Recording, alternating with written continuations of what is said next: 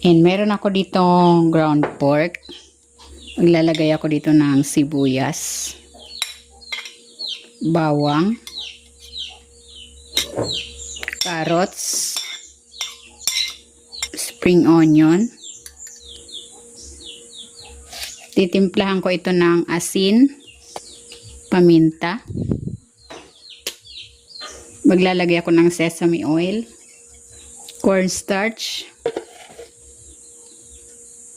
at ng isang egg. Haluin ko muna. Kung hindi ka pa nakapag-subscribe sa aking channel, please subscribe at i-click mo na rin ang notification bell para lagi kang updated sa aking latest recipes. Ayan, okay na ito. And magbabalot na ako. Meron ako ditong molo wrapper. Naghugas na rin ako ng kamay. And maglalagay ako ng giniling mixture dito sa ating molo wrapper. And then babasain ko yung dulo para dumikit. Ito ay tubig. And ganyan lang. And then pagdidikitin ko lang yung kanto. Ito rin, idikit ko rin doon. Tapos ito rin. Bali pagtatagpo-tagpuin yung apat na corner. Ayan, ganyan lang. Then saka ko yan bibilugin para siguradong nakalak. Ayan, ganyan lang. Uulitin ko lang ang proseso hanggang sa maubos yung giniling mixture. Maglalagay ako ng cooking oil.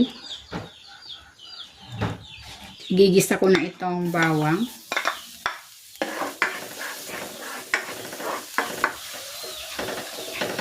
At itong sibuyas.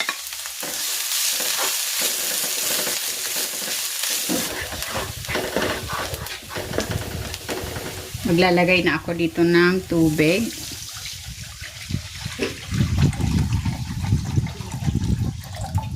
Titimplahan ko ito ng asin at ng paminta.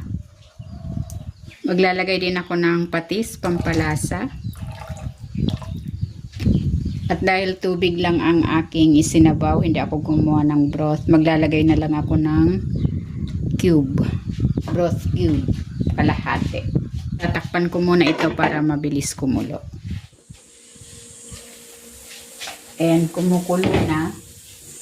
Ilalagay ko na dito yung ginawa kong wonton.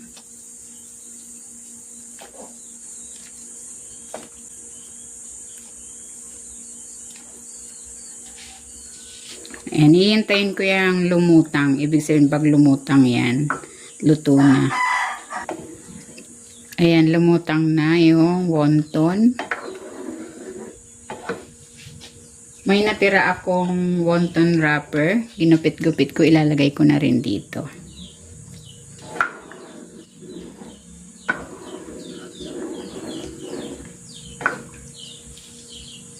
Ayan, okay na ito. Maglalagay na ako ng spring onion.